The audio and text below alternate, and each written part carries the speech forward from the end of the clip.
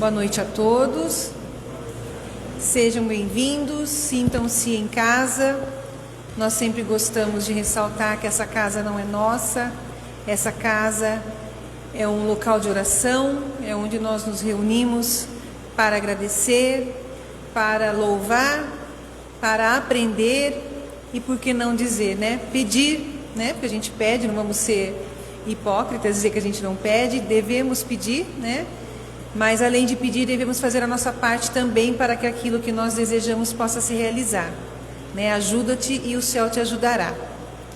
Antes de dar início à tarefa da noite, eu gostaria de informá-los que semana passada eu passei a vocês a data da vinda da médium Eunice da cidade de Iporá, em Goiás, que virá fazer a pintura mediúnica aqui na casa. Eu disse que era dia 24 de abril e na verdade é dia 26 de abril, terça-feira, às 20 horas. Então nós vamos receber a médium Eunice aqui. Para quem não sabe qual é o trabalho que ela faz, ela, através da pintura mediúnica, da venda dos quadros, da renda dos quadros, eles sustentam uma entidade lá em Iporá, em Goiás, com 68 pessoas, entre idosos e pessoas com deficiência mental.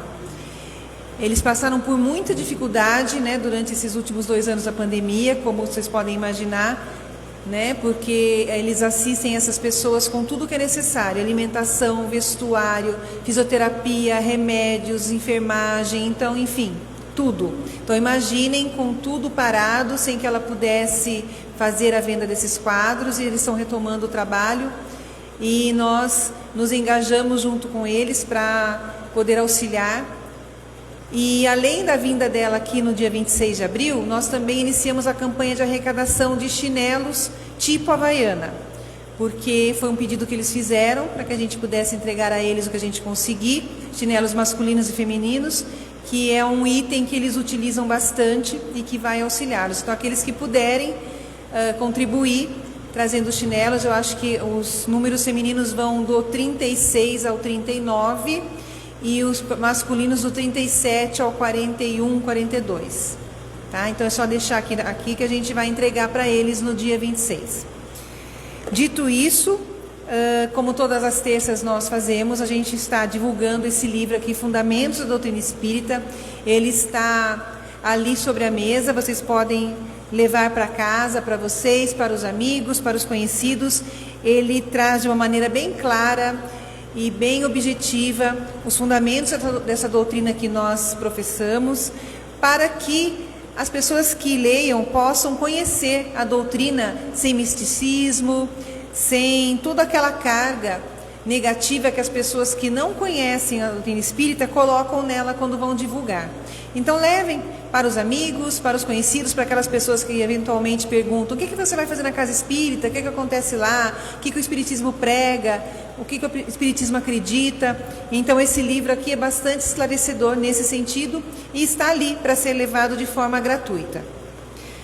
Bom, terminados os recados da noite, hoje nós recebemos o Anderson, nosso companheiro Anderson Teodoro, com a palestra A Importância da Casa Espírita, que é muito apropriado sempre ressaltarmos isso, ainda mais em uma casa que está com uma obra em construção, uma obra em andamento.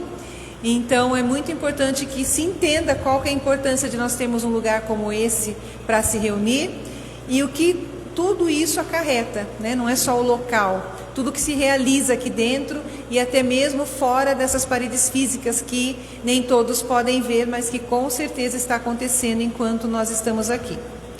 Então vamos dar início de fato à tarefa da noite, esvaziando a nossa cabeça de tudo aquilo que possa perturbar o nosso objetivo maior, que é de aproveitarmos os momentos em que aqui estamos, reunidos num só pensamento, numa comunhão de pensamentos, absorvendo as energias que os espíritos já trouxeram, os benfeitores espirituais já trouxeram para cá, preparando esse ambiente para nos receber, aproveitando a palestra da noite, que vai ser feita pelo nosso companheiro Anderson, já pedindo que o mentor dele, né, seus mentores possam auxiliá-lo e que nós possamos estar receptivos a tudo isso, às energias, às palavras, aos momentos aqui compartilhados entre irmãos e que possamos retornar aos nossos lares levando todos esses benefícios conosco. Que assim seja.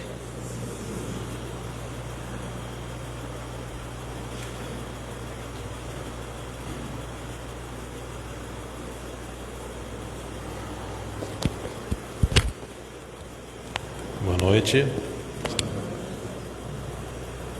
Deixa eu tomar uma aguinha aqui, tá calor. Senão a gente começa a falar, seca a garganta.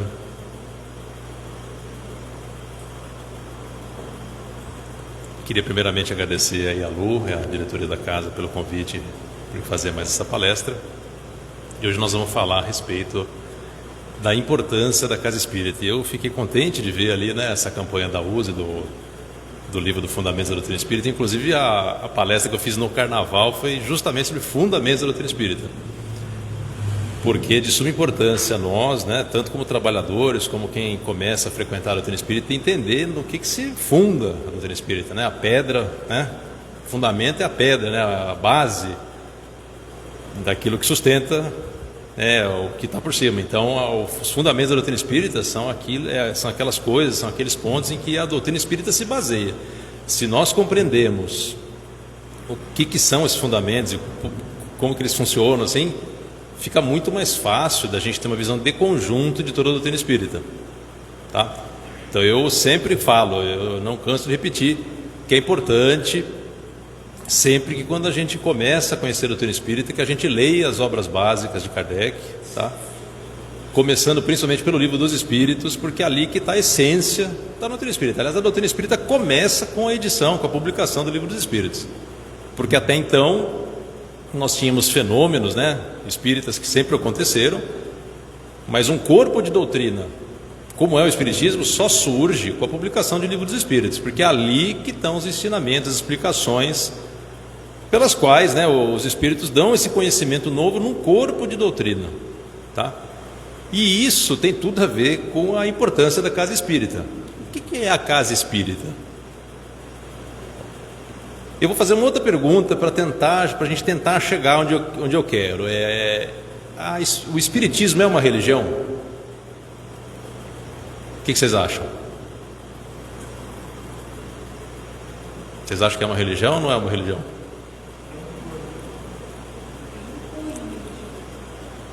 Tem gente que vai dizer, olha lá, tem um cunho religioso, mas não é religião.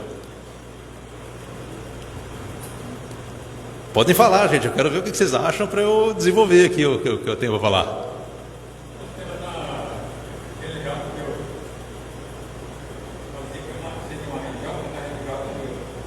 Então. Vocês ouviram o que ele falou? É uma religião porque faz a gente se ligar com Deus.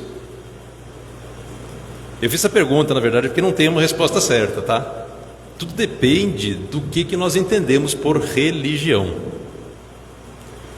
Porque religião, o nosso conceito, quando a gente pensa, né, em religião, na nossa ideia assim, de religião, é de um corpo de doutrina baseado em certas coisas que a gente vê nas religiões tradicionais, né? Então, quando a gente pensa em religião, o que a gente pensa? A gente pensa em dogmas, a gente pensa em, em sacerdote, em um corpo, né, de pessoas que são responsáveis por aquilo. A gente pensa em ritos, a gente pensa, né? Então, se a gente pensar em religião dessa forma, então eu vou dizer para vocês que o Espiritismo não é uma religião. Porque o Espiritismo ele não tem nenhum dogma, o Espiritismo não adota nenhum tipo de rito. Vocês podem procurar lá nas obras de Kardec, não tem nada lá que os Espíritos falam de rito. Uma vez falaram assim para mim, não, mas tem rito sim. Eu falei, mas qual que é o rito? Quando entra na sala de passe, fica tudo escuro, todo mundo faz uma oração, aí senta, então tem um rito. Eu falei, não, isso não é rito, isso é ordem. Isso é uma ordem. A gente faz num ambiente escuro para que todo mundo fique tranquilo, fique sereno, porque a gente consiga entrar em comunhão aí com os espíritos que estão nos auxiliando. Mas não existe um rito, porque a oração é livre. O local que senta também. O tamanho da sala também, percebe? Então não existe uma forma pré-estabelecida que vai fazer aquilo funcionar de uma forma melhor ou não. A gente não tem um corpo sacerdotal, então eu não fiz nenhum tipo de... Ninguém me licenciou lá dentro do Espiritismo para vir aqui fazer palestra, como não licenciou ninguém aqui que trabalha aqui para fazer. A gente faz de acordo com a aptidão e com a capacidade que a gente tem de realizar o tipo de trabalho que a gente se predispõe a fazer. E a gente também não tem sacramentos, não existe nenhuma dessas formas que a gente está acostumado, né, que a gente está habituado a ver nas religiões tradicionais. Então, vendo por esse aspecto, o Espiritismo não é religião. Porém, se a gente pegar a ideia, né, de religião, a ideia, eu falo da origem mesmo, né, da palavra, da religião, que vem do latim religare, que seria a gente se religar, na verdade, com Deus. Então, o Espiritismo sim é uma religião, porque ele faz com que a gente se ligue a Deus, de uma maneira racional, de uma maneira raciocinada, tá? E a gente compreende, né, pelos fundamentos da doutrina espírita, a gente consegue compreender o que Deus quer com a gente, por que Ele fez o mundo da forma que Ele fez, por que nós estamos aqui. Então, essa ligação que a gente estabelece com Deus é uma ligação através da doutrina. Então, por esse ponto, sim, o Espiritismo é uma religião. Entenderam? Mas não com essa forma de religião tradicional que a gente está habituado. Tá? Então, as casas espíritas, elas se organizam de uma maneira muito diferente, né, das instituições religiosas a que a gente talvez esteja habituado. Tá? Primeiro, porque o objetivo das casas espíritas ele é bem diferente, talvez, dos objetivos que algumas religiões pregam, né? Porque a gente vê que muitas das religiões tradicionais elas tentam oferecer, né, um caminho de salvação que seria único, exclusivo delas. E o Espiritismo, em momento nenhum, busca fazer isso. Ele busca dar conhecimento e ferramentas para que a gente busque a nossa salvação, né, ou eu diria melhor do que a salvação, a gente busque o nosso caminho de uma maneira autônoma e de uma maneira racional. Isso não exclui a necessidade da gente apurar, né, os nossos sentimentos, mas a gente compreende o caminho que a gente está seguindo. O Leon Denis, lá no livro Depois da Morte, ele diz o seguinte, que a gente conhecendo o caminho que a gente está seguindo, a gente tem como pisar mais firme e seguir e imprimir o maior vigor à nossa passada. E é mais ou menos isso. Se eu ando num terreno, né, que eu não estou enxergando, está escuro e está cheio de buraco, você vai andar devagar. Você vai andar com cuidado, porque você não quer torcer o pé, você não quer cair de cara no chão. Se o caminho está iluminado e eu enxergo tudo, eu desvio dos obstáculos e ando com segurança. E o Espiritismo ele se propõe exatamente a isso, a ser uma luz para a gente enxergar os obstáculos do nosso caminho e a gente conseguir fazer essa caminhada de uma maneira muito mais segura.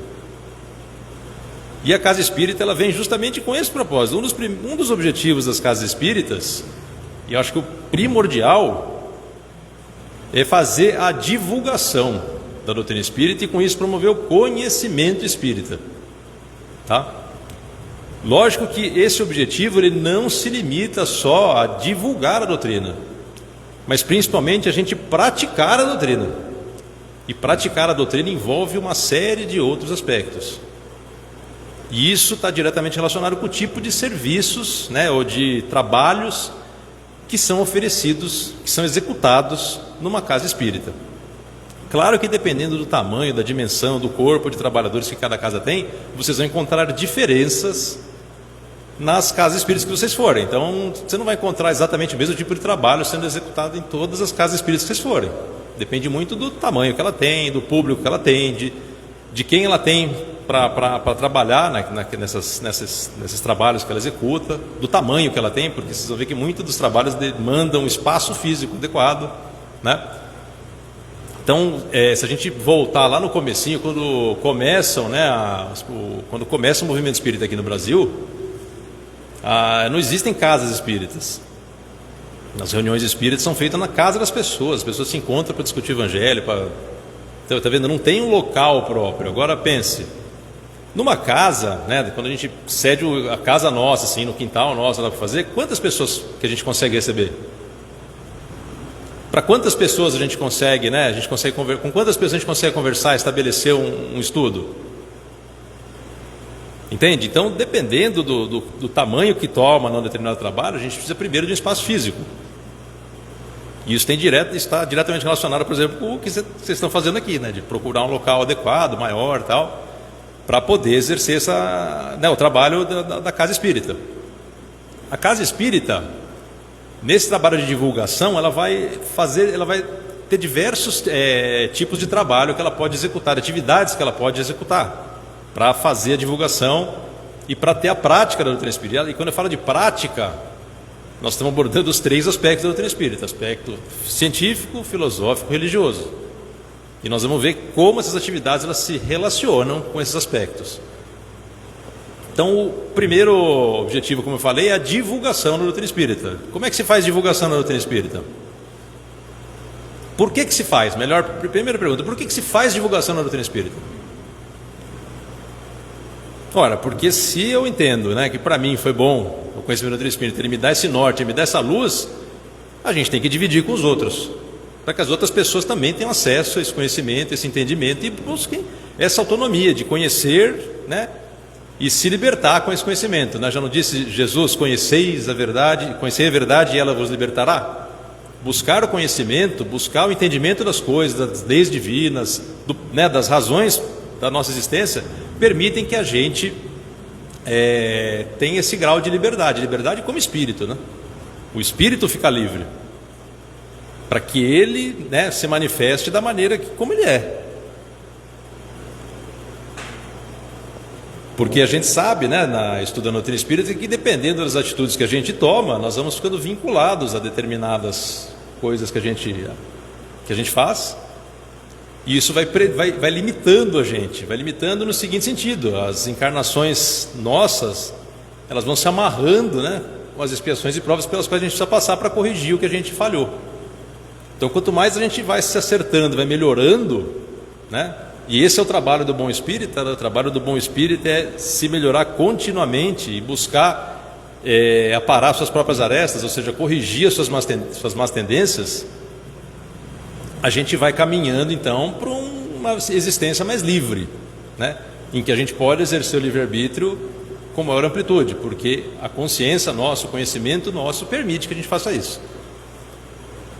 Então, no trabalho de divulgação da Casa Espírita, a primeira atividade que a gente tem é justamente a palestra pública, em que a gente faz a divulgação da doutrina espírita, do evangelho ou de qualquer tema relacionado à doutrina espírita. É claro que o trabalho de palestras públicas ele é uma atividade bem específica. E eu sempre digo isso por quê? Porque o público da palestra é o público heterogêneo. O que significa isso? Cada um de vocês aqui vem com uma bagagem prévia de conhecimento, cada um vem aqui por um motivo diferente, cada um tem um tempo diferente de vivência na doutrina espírita. Tem gente que vem pela primeira vez. Tem alguém que está pela primeira vez aqui hoje? Não tem. Muitas vezes tem gente na primeira vez na palestra. Então a experiência, né, a expectativa de cada um é diferente. Então quando a gente pensa numa palestra, né, eu pelo menos quando eu penso numa palestra, eu sempre me preocupo em entender que o público que vai escutar a palestra da gente, ele é muito diferente. Então eu não posso abordar aqui determinados assuntos ou falar determinadas coisas que eu não consigo atender todo mundo, que eu não consigo incluir todo mundo. Entendeu? Eu não poderia aqui pegar um aspecto muito específico da doutrina, muito avançado, e ficar discutindo aqui porque ninguém vai entender nada. Então a ideia sempre da palestra é divulgar a doutrina, mas assim, de uma forma inclusiva. Então a gente aborda sempre sobre temas da doutrina espírita que são focais, que são importantes, né? Mas de uma maneira que a gente faça, né, todo mundo entender e aprender um pouquinho. Segunda atividade que também vem com esse mesmo propósito aí de divulgação, são atividades, por exemplo, outras atividades que também são programadas, né?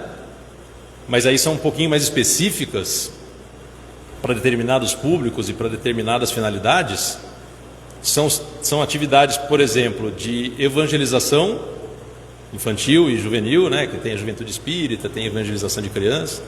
Então ela também é uma forma de divulgar a doutrina, né? Mas voltada especificamente para criança e para jovem. Então também é uma forma da gente levar, né, para esse público o conhecimento espírita da maneira que eles entendam, né? Para não fazer que nem aconteceu com a gente, né? Que esperou ficar velho para aprender. Então eles já aprendem antes e são beneficiados antes do que a gente. Quem sabe assim, né? Eles aprendam mais rápido, sofram menos, não é isso? Quem sabe, né? Que a gente é teimoso, né? Não aprende. E além das atividades de evangelização, a Casa Espírita também pode ter grupos de estudos. Então, nos grupos de estudo, você cria, né, um grupo de pessoas que se reúne numa determinada data tal para estudar um determinado assunto da doutrina espírita. Isso pode ser desde um livro que se entenda ter um conteúdo relevante para o aprendizado. Isso também pode ser feito de maneira sistematizada, que aí são os cursos. Então, as casas espíritas, quando oferecem cursos, eles fazem esse estudo de maneira sistematizada. Significa o quê? Que o estudo que é feito, ele tem uma abordagem, ele é pensado numa forma a englobar vários assuntos específicos em sucessão, que estão encadeados uns com os outros. Entendeu? Mais ou menos o que a gente faz na escola. A gente aprende o mais simples para chegar no mais complexo. Mais ou menos a mesma coisa. Então, o estudo é sistematizado para que a gente aprenda vários assuntos em sequência. Tá? E esses cursos também, eles podem ter várias finalidades. Pode ser curso, por exemplo, para quem nunca estudou nada da doutrina espírita. Pode ser curso para quem já tem um conhecimento um pouquinho maior. Pode ser curso só para desenvolver atividade mediúnica. Tem vários tipos de estudo que se pode fazer. Por isso, quando eu falo divulgação, ela engloba também estudo, né? Porque quando a gente está estudando, o ensinamento, o aprendizado está sendo divulgado para todo mundo. Outros objetivos, né, das casas espíritas são também fazer o atendimento das pessoas, né? Levar a fraternidade, levar o amor para as pessoas. Isso também tem várias formas de se fazer. Tem desde a forma de acolher as pessoas, né, em atendimento fraterno, por exemplo, em que a gente leva algum tipo de orientação ou leva algum conhecimento para que a pessoa resolva lá a problemática que ela tem. Pode ser com o trabalho de passe, em que a pessoa vem e recebe aquela energia que ela precisava para ela se recuperar do baque que ela está passando, do problema físico que ela está passando, e ela possa continuar a jornada dela. E pode simplesmente para ouvir a palavra amiga de alguém aqui. Simplesmente por isso, porque ela precisa de um conforto. Ela precisa de um amparo. Então tudo isso faz parte também da atividade da Casa Espírita. E é o objetivo dela. Porque veja, muitas vezes como é que a gente vai se socorrer, né, quando a gente está passando um aperto? Às vezes a gente tem amigo, mas não tem um amigo para a gente correr para resolver um determinado problema. Então a Casa Espírita ela tem que ser um local de conforto, de refúgio, né? Tanto para quando a gente está com problema, quanto também para quando a gente não está com problema. E é por isso que as casas espíritas, vocês vão ver que normalmente elas são locais pequenos, com pouca gente. Pouca gente, eu falo assim, né? Não é um lugar para 5.000 pessoas. Ninguém vai construir uma casa espírita para 5.000 pessoas. Porque, em geral, quanto maior vai ficando a casa espírita, menos próximas as pessoas vão ficando, porque elas não se conhecem, não se encontram, né? Quando é menos gente, todo mundo se conhece. E isso é que cria o clima de fraternidade e de amor, né, que a gente tem nas casas espíritas. Então, o próprio Kardec fala lá no livro dos médiuns, lá no final, quando ele fala das casas espíritas, ele fala que é preferível a gente se dividir em várias células do que criar um único núcleo que seja grande. Porque dessa forma a gente mantém a simplicidade, primeira coisa. A gente tem que ter simplicidade porque não demanda para a gente fazer esse trabalho, né, de divulgação, de acolhimento, de prática espírita. A gente não precisa ter nada luxuoso, pomposo, vultoso. A gente precisa de um espaço físico, claro, a gente precisa de instalação adequada, a gente precisa... Mas veja, tudo isso daí pode ser simples. Porque a gente quer acolher todo mundo. E muitas vezes e a gente observa isso em determinadas religiões tradicionais, né, que muita pompa às vezes afasta, né, as pessoas.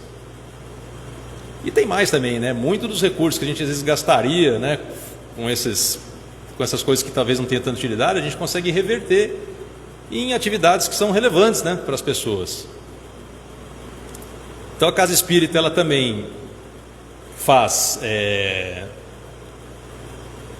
esse trabalho, né, de acolhimento, de orientação, de levar esse conforto para as pessoas.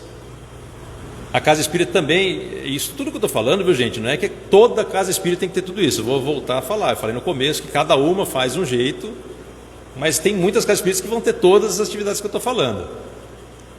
Outro serviço de acolhimento, de levar conforto para as pessoas é o trabalho de assistência social. Muitas casas espíritas também têm o seu setor lá de assistência social. Porque muitas pessoas, além de necessitarem, né, do conhecimento espírita, do conforto, esse conforto amoroso, né, de ser acolhidas nesse sentido, elas também precisam de um acolhimento material. Tem muita gente que, além de ter essa necessidade dessa acolhida, precisa de comida, porque mora lá com os filhos, não tem nem comida para pôr no prato dessas pessoas, não tem roupa para vestir, para sair na rua. Então a gente também precisa levar para essas pessoas que precisam o amparo material. Então muitas casas espíritas se organizam também com essa finalidade. Nós vamos ver não só isso, nós vamos ver que às vezes, aqui em Piracicaba acho que é menos comum, mas em cidades maiores, como Campinas, São Paulo, às vezes acontece de ter casas espíritas que só realizam um determinado tipo de trabalho. Por exemplo, tem um núcleo lá, eles separam, eles fazem só assistência social, por exemplo, ou fazem só curso. Isso é bem comum em locais maiores, justamente porque senão fica um negócio muito grande. Então, lembra que falou de ser sempre pequenininho, da gente acolher todo mundo, ser mais próximo. A ideia é essa, a gente ser próximo, a gente se conhecer e a gente se sentir acolhido. Quando o negócio fica muito grande, a gente fica impessoal. E quando fica impessoal, a gente não se sente acolhido, né? A gente funciona muito melhor quando a gente vai num local e a gente encontra um rosto conhecido, não é isso? Um rosto amigo que a gente já conhece, do que quando a gente chega num lugar que a gente não conhece ninguém. Então a gente se sente mais confortável e é mais bem acolhido dessa forma. Então é bastante comum também essa forma de organização das casas espíritas, tá? Além disso, a gente não pode esquecer que as casas espíritas, elas também realizam, ou podem realizar, trabalho trabalhos mediúnicos, como vai ter a pintura mediúnica aqui. É um tipo de trabalho mediúnico, tá? Que tem muito mais que o trabalho mediúnico ele pode tanto ser voltado com uma forma de acolhimento, dependendo do tipo de abordagem que você vai dar para ele, como também pode ser para estudo e para conhecimento. Se a gente for observar, por exemplo, fenômenos espíritas, hoje é menos comum isso, porque tanto se observou ao longo do tempo, né, os fenômenos espíritas, eles foram tão observados que tem relato de monte aí na literatura espírita, e isso perdeu um pouco o interesse, porque hoje é bem documentado e é bem conhecido. Mas se a gente voltar lá no início, se a gente pegar as revistas espíritas, os relatos que tinha lá na Sociedade Espírita de Paris, era muito comum se fazer reuniões com esse propósito, para estudar os fenômenos, para entender o que se passa. Inclusive os livros da codificação kardeciana, o Kardec usou esse método, né, de observar fenômenos através de médiuns para escrever toda a literatura e todas as obras básicas do Espiritismo. Além disso, a gente não pode esquecer que a casa espírita, além de realizar tudo isso, ela também está sujeita às leis civis e às obrigações de qualquer outra instituição. O que significa que ela, além de ter espaço físico, ela tem que administrar isso aqui. Então, por exemplo, se aqui funciona, o bombeiro veio aqui e deu um alvará, um auto de vistoria dizendo que aqui está regular.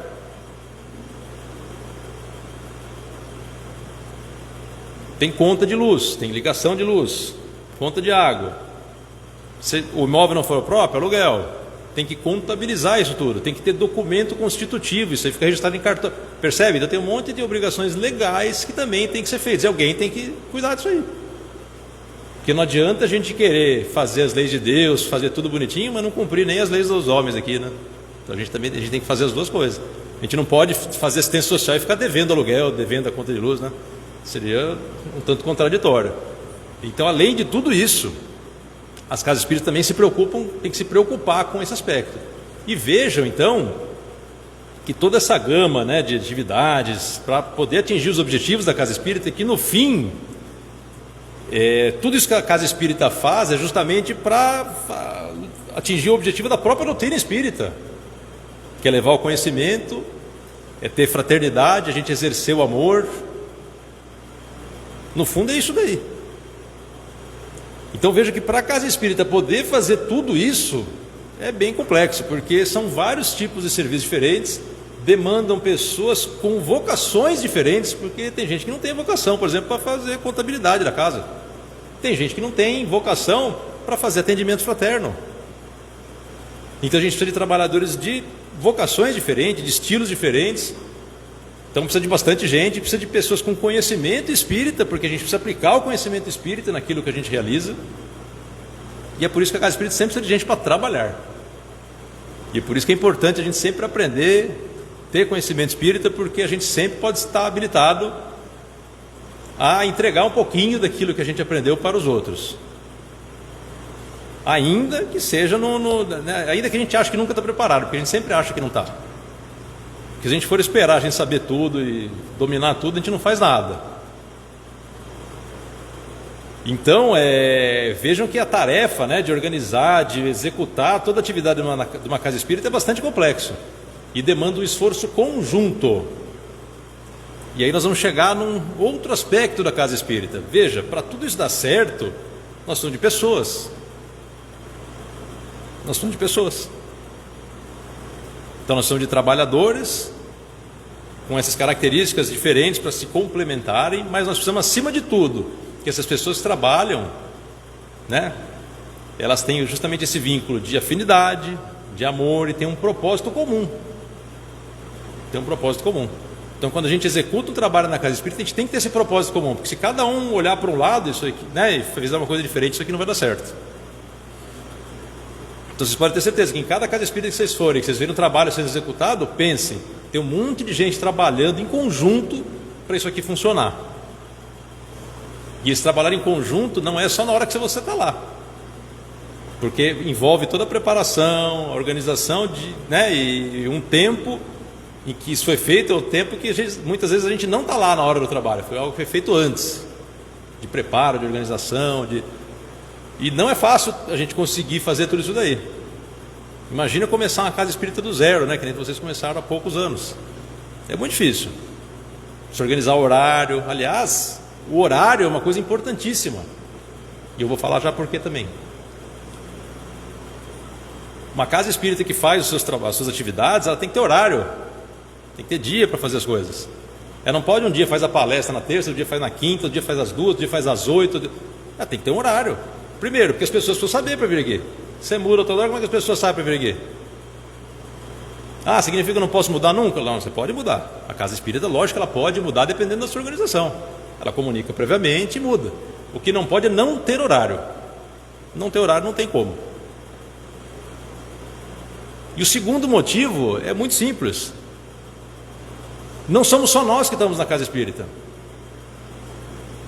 Quando nós, trabalhadores da casa espírita, a gente está nesse propósito, unidos, né, com essa afinidade, com esse espírito de fraternidade, de amor, os espíritos lá do outro lado, eles se interessam pelo que a gente faz aqui.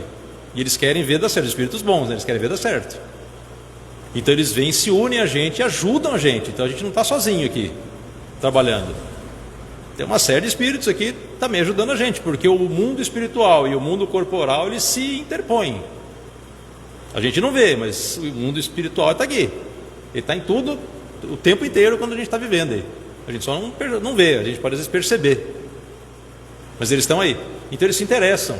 Só que é o seguinte, ao contrário da gente, que fala que nunca tem tempo, que a gente é ocupado, a gente não é droga nenhuma, o espírito é ocupado, principalmente o espírito tudo bem. Porque trabalhador, para fazer coisa boa, tem falta dele aqui, tem falta lá também, viu? Então esses caras são super ocupados. Então se a gente não tem horário, como é que ele vai estar aqui na hora que está acontecendo o trabalho? Porque você há de convir comigo que ele pode estar num outro compromisso, não pode? Como a gente poderia estar num outro compromisso? Então a gente tem que ter horário também, para que eles se organizem lá também. Então esse tipo de organização é fundamental. Veja só, se a gente faz evangelho no lar e tem que ter horário, por que o trabalho da casa espírita não tem que ter? Tem que ter. Então, além de nós estarmos envolvidos, né, nós aqui encarnados no trabalho da casa espírita, a gente tem toda uma série de espíritos que se envolvem, né, que se interessam em fazer o bem também. Eles ajudam a gente aqui. Então nós não estamos sozinhos. Então é fundamental para uma casa espírita funcionar bem que haja esse espírito, que haja esse propósito, porque aí os espíritos eles vêm e ajudam a gente também. Se cada um pensa de um jeito, quer fazer de um jeito, não se entende nunca, nós vamos ter tudo espíritos discordantes também vindo aqui. Aí fica mais difícil o trabalho sair bem. Então veja como é difícil, né, a gente conseguir fazer esse trabalho coletivo. Veja, é um trabalho coletivo o trabalho da casa espírita. E é bom que seja coletivo. Kardec fala no livro dos Médiuns que um dos maiores perigos para a doutrina espírita, principalmente lá quando ele escreveu o livro, há mais ou menos 150 anos, um dos maiores perigos da doutrina espírita são as cismas. Porque veja, a doutrina espírita então nascente estava sujeita a diversos entendimentos a respeito do que seria, o que deveria ser feito. E ele se preocupava em que as pessoas dessem interpretações diferentes porque estava lá. E ele falou, eu não tenho como fazer isso, porque para não dar a chance de interpretação diferente, eu teria que descrever aqui todas as possibilidades nos mínimos detalhes. Eu não tem como fazer isso. Então a gente tem que tentar entender a essência da doutrina espírita para aí, na hora de pôr em prática, fazer de acordo com o que está aqui. E é lógico que nem tudo vai ser exatamente igual. Cada local tem uma forma de fazer suas coisas. Isso não quer dizer que seja um problema, muito pelo contrário. Como eu falei, as pessoas são diferentes, os locais são diferentes, o público frequenta, as casas são diferentes, então existem diferenças na forma que o trabalho é executado, que as atividades são executadas.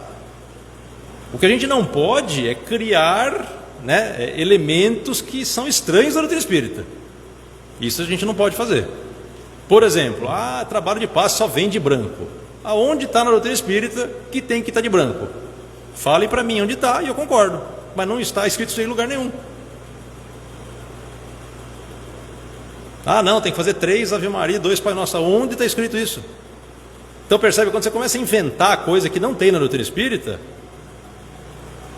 você está inovando e criando um traço pessoal para a doutrina. É isso que causa cisma. E o Kardec, os espíritos falam isso lá no livro dos Médiuns. O Kardec escreveu lá que a maioria das cismas acontecem porque as pessoas querem aparecer, né? Elas querem se ressaltar diante do todo. Isso aqui é um trabalho coletivo. A doutrina espírita, a divulgação da doutrina espírita, o trabalho da doutrina espírita é um trabalho coletivo. Então, a gente tem que seguir o que os espíritos falaram lá, porque é isso que é a doutrina espírita. A doutrina espírita é o que os espíritos falaram lá, não é o que a gente inventa. Então, o que está lá, nós seguimos. Só que ele falou justamente isso, por causa do orgulho, muitas pessoas, isso não acontece só no meio espírita, acontece em qualquer lugar, acontece no trabalho, acontece nas outras religiões também, acontece na casa da gente. Por conta do orgulho, a gente quer se ressaltar, a gente quer aparecer mais. E aí, como é que a gente faz isso? A gente tem que se diferenciar, a gente tem que mostrar que a gente tem um pensamento próprio. Não, mas não vou fazer que nem está na doutrina espírita, porque a doutrina espírita é dos espíritos.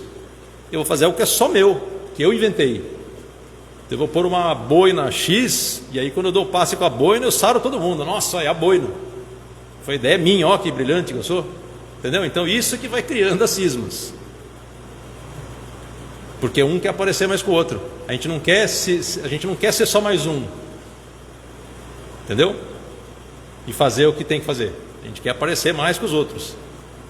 Então isso está lá no livro dos Médiuns, hein? Não sou eu que estou falando. Os espíritos já avisaram lá que isso aí ia acontecer.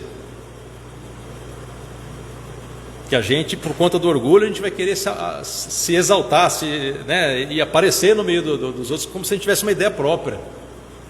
Então todas essas como é que é? Essas figuras estranhas, essas excentricidades que vocês encontraram na doutrina espírita, vocês podem ter certeza que alguém que inventou isso aí. Não foram os espíritos que falaram. E se vocês têm um pouco de experiência na doutrina espírita e já frequentaram outros locais, vocês já devem ter visto em algum lugar algum tipo de excentricidade. Eu estou falando porque eu já vi em vários locais, tá? Isso não é o que a doutrina espírita prega. Porque a forma, né, que nem a boina lá que eu falei, a roupa branca, a forma não muda nada. As formas que a gente cria em algumas coisas são maneiras de induzir as pessoas a se comportarem de determinadas formas. Isso faz diferença. O comportamento nosso faz.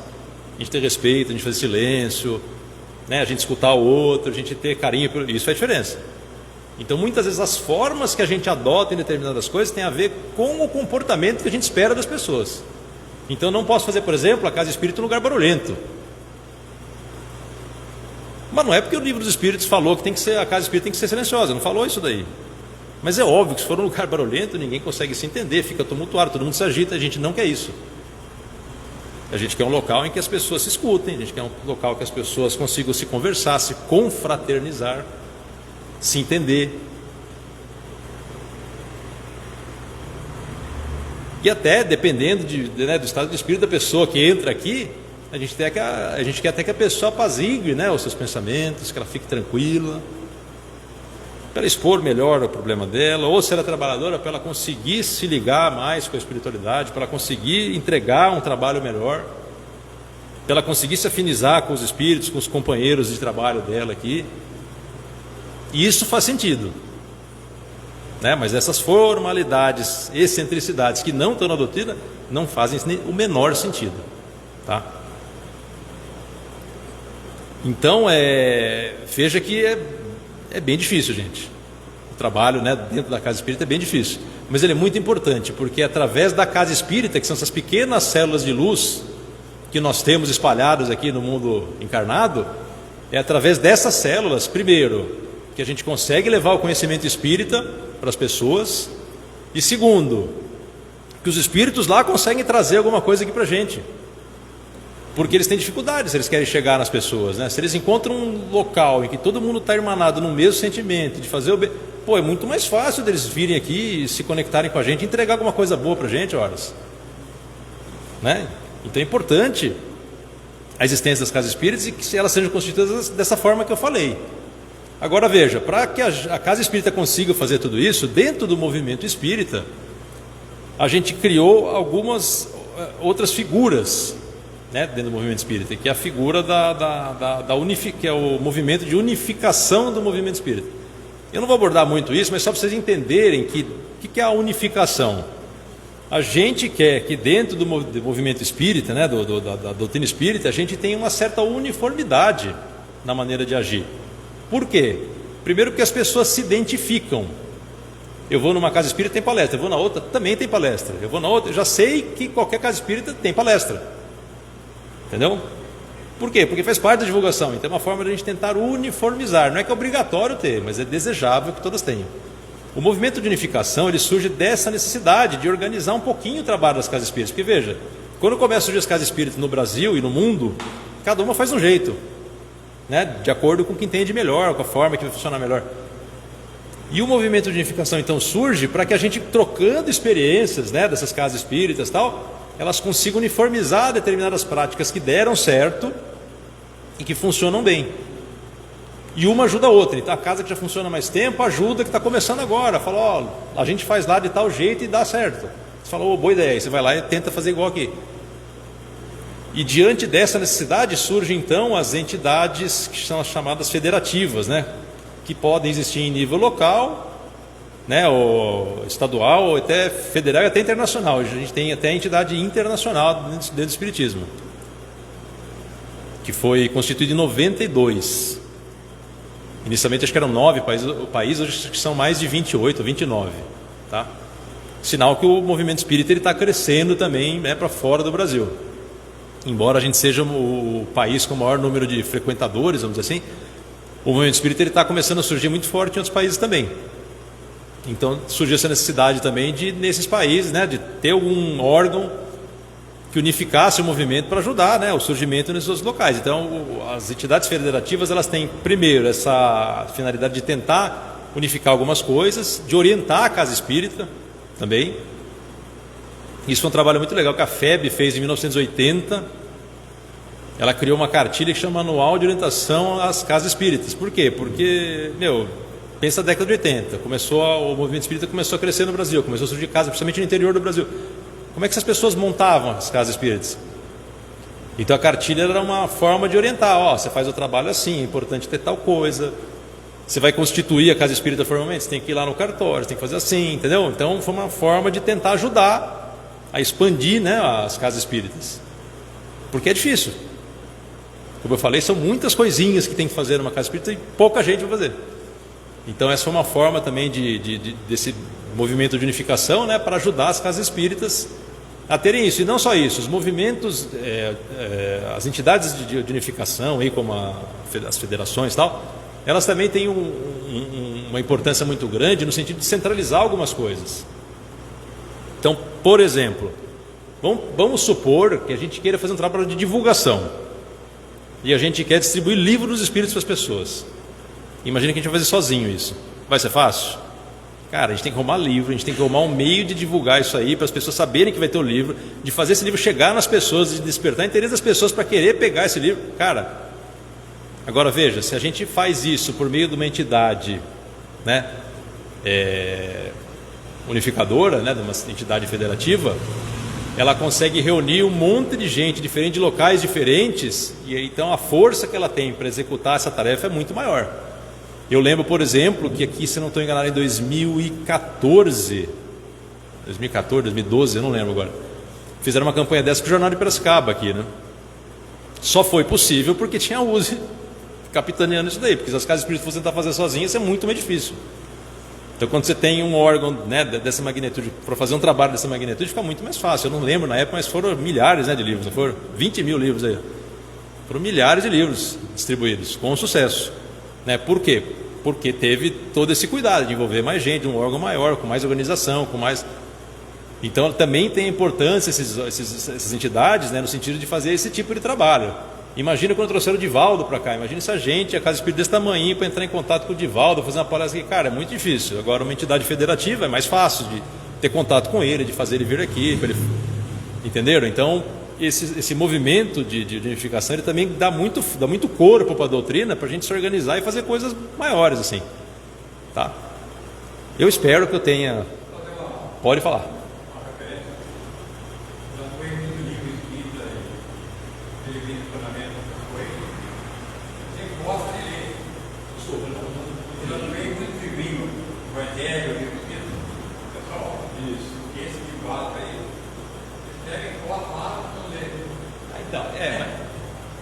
O fato das pessoas realmente pegarem e não ler, isso pode acontecer, né? Mas assim, eu penso assim, se a gente distribuiu 20 mil livros e 20 leram, ótimo.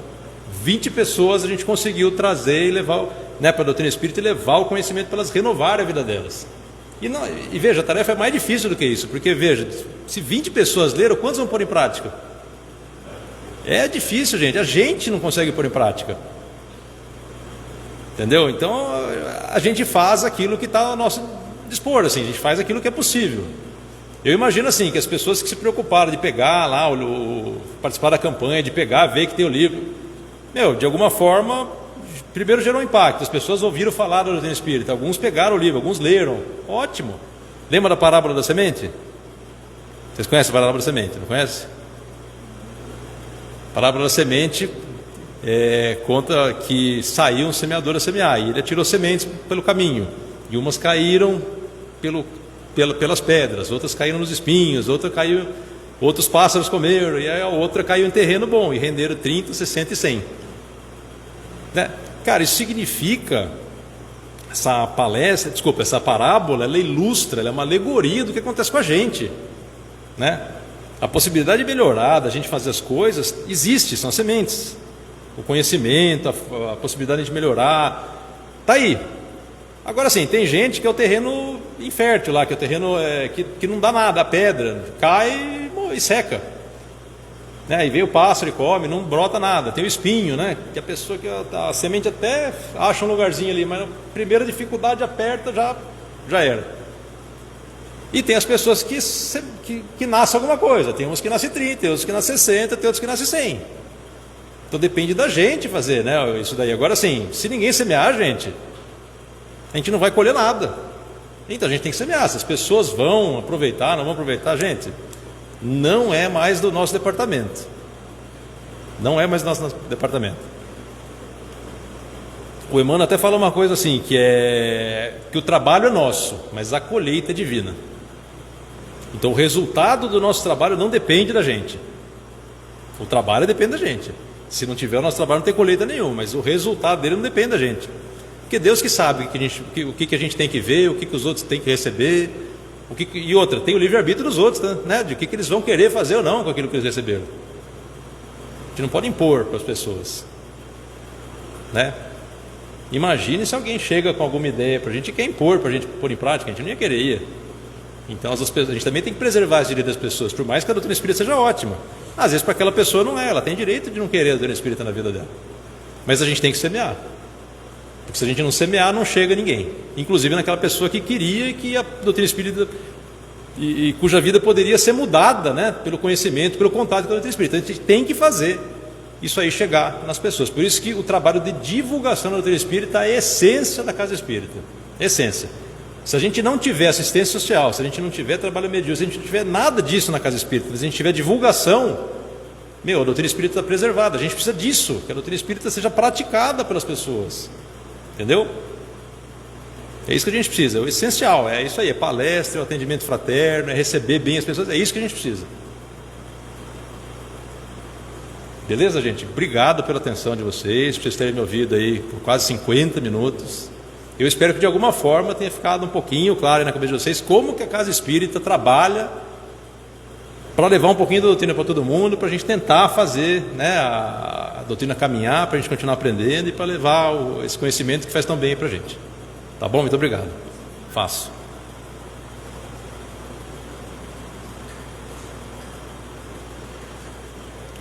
Vamos então fechar os nossos olhos.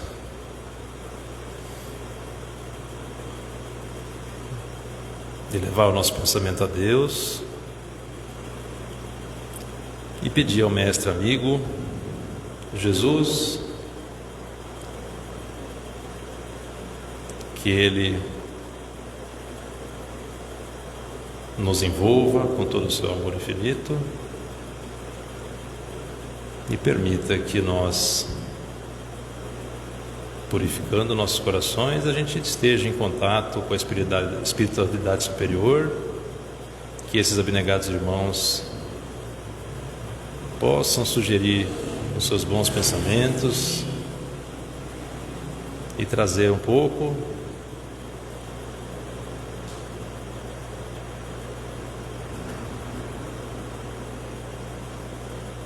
do seu conforto e da sua sabedoria para que todos nós